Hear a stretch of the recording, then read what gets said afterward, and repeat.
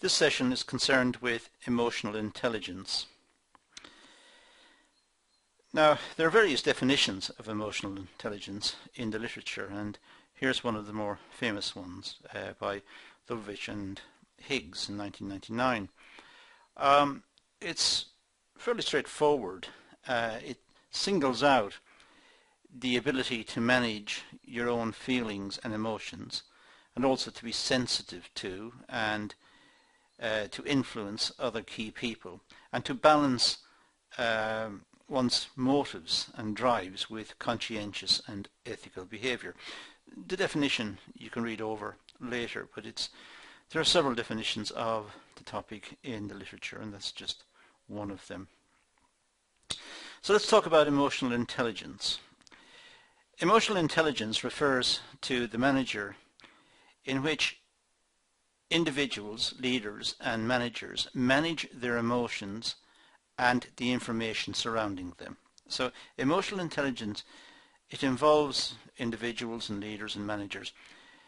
It involves them in managing their emotions and the information around them.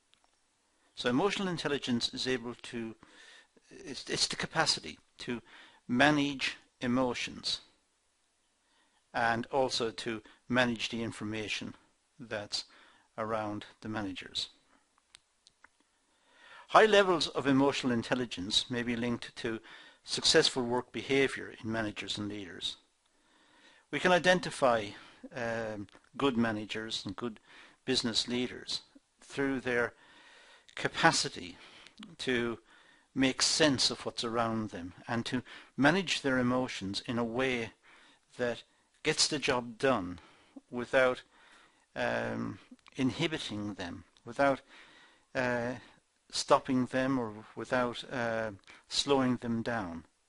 So they're able to manage what's around them. They're able to look at the information that's around them, make sense of it, and be successful in their work. So they are managing their emotions. They're managing their capacities.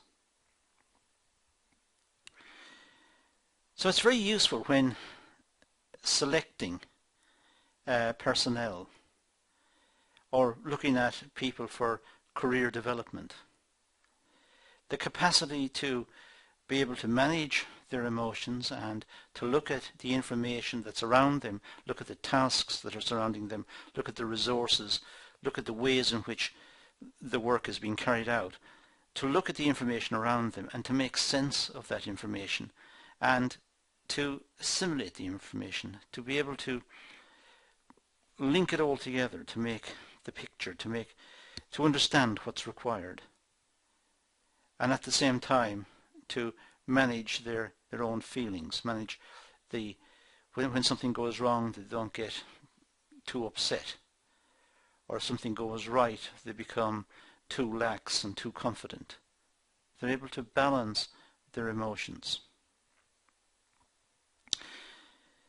So individuals who have emotional intelligence can understand their own emotions and are able to control them. So the capacity to manage our emotions is a sign of emotional intelligence. If we know ourselves, if we know our weaknesses, we know that we get upset easily. We know that we get too excited about certain things, and we get depressed if things are not going our way. If we know these things about us, then we are in a better position to control them. And that means we have greater emotional intelligence. We know ourselves. And also we need to be sensitive to other people's emotions. It's not just ourselves, but emotions can be infective. If somebody's feeling happy, people around that person may feel happy as well. If someone is feeling depressed and upset, other people may feel depressed and upset. So we need to be sensitive to other people's emotions. We need to be careful about how we speak to people and how we engage with people.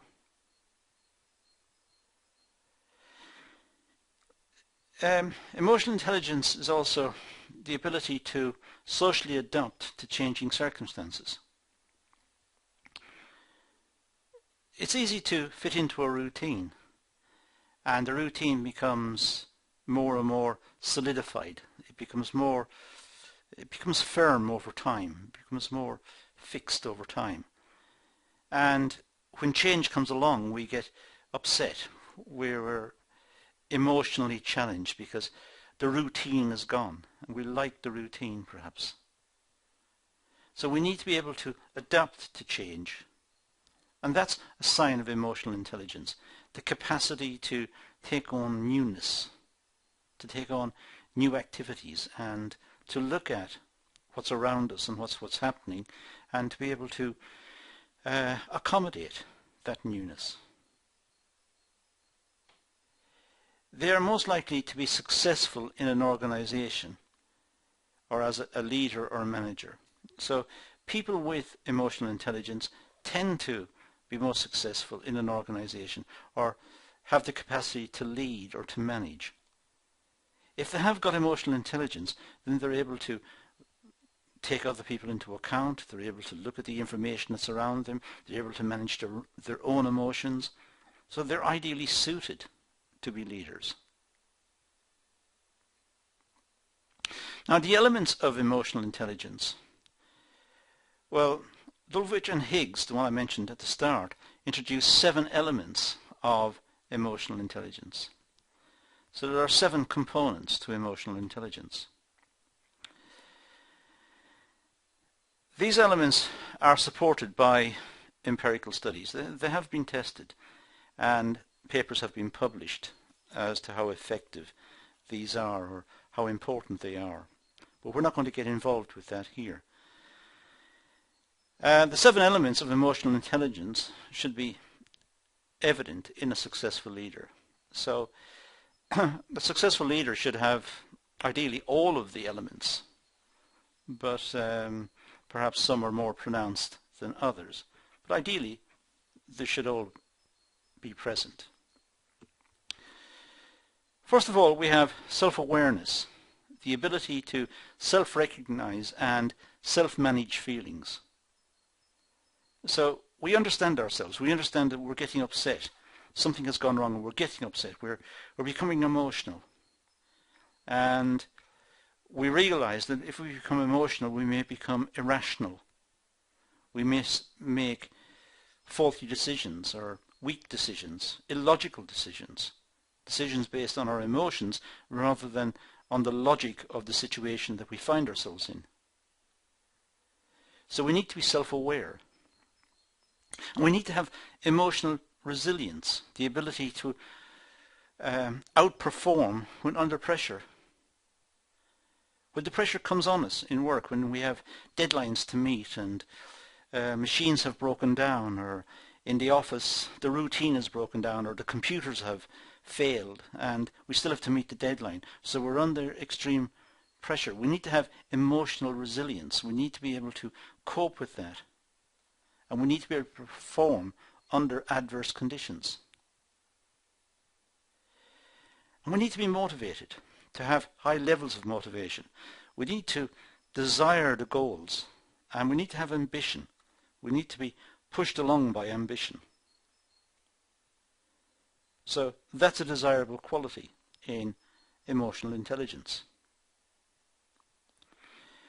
So also is interpersonal sensitivity, the ability to understand others and look at their feelings and their needs and effectively interact with them, to be able to take others into account.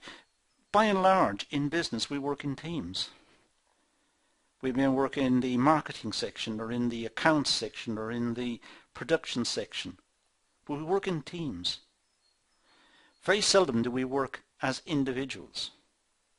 So we need to be sensitive to the other people who work in the team, to their emotions. And influence, the ability to influence and persuade people to follow them or to change a viewpoint. Influence means discussing situations with colleagues, trying to influence them to your opinion, or listening to their opinions and being influenced by them. If they're opinions are better, better researched, stronger.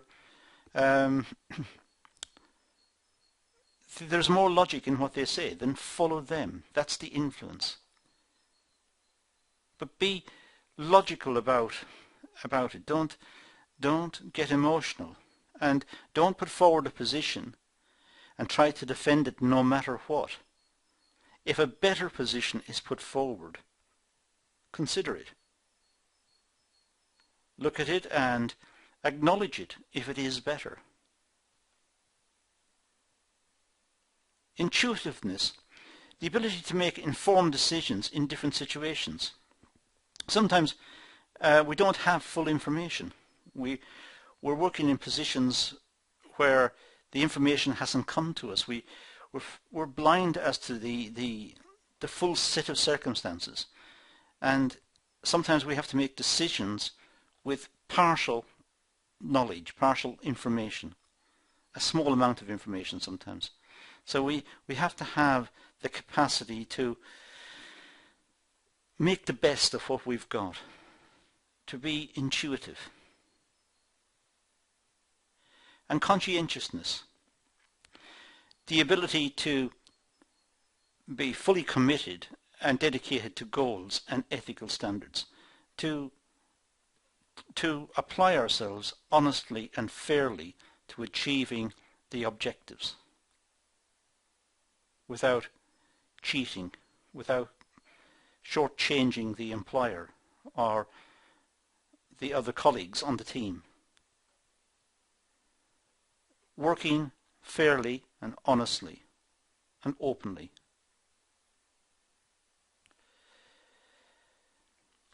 For leaders to be effective, they should acquire aspects of emotional intelligence. We have 7 points as set out earlier, and for leaders to be effective, they should have these 7 points. They should be able to recognize the 7 of them and understand the importance of them. High emotional intelligence suggests that individuals have the ability to distinguish their emotions and effectively use resources around them to their benefit. So high emotional intelligence means we know ourselves, we know the situations, we're familiar with the 7 points we just made, and we're able to distinguish their emotions and look at their emotions, able to sort out what the emotions are. And by and large, when we get into the emotional area, we're moving away from the logical. So we need to be careful that the decisions are based on the facts, not on our desires, on our aspirations. So high emotional intelligence means being able to control emotions and work with the facts. Now some say emotional intelligence can be learned and adopted. Others say it's inborn. It's a characteristic of the individual. This is an old debate in psychology known as nature-nurture. Nature is what is inside us. It's what we inherited from our families. And our emotional capacity, in the case of nature, is what we inherited. Nurture, the other side of the debate, is that we can be trained. We can be trained to overcome our nature. We can be trained to be logical and to look at situations and take our emotions out of play. But that debate goes on and on. We always look to nature and nurture, which one is dominant. But some people say we can develop emotional intelligence, we can learn it. Other people say it's a part of us. We have it or we don't.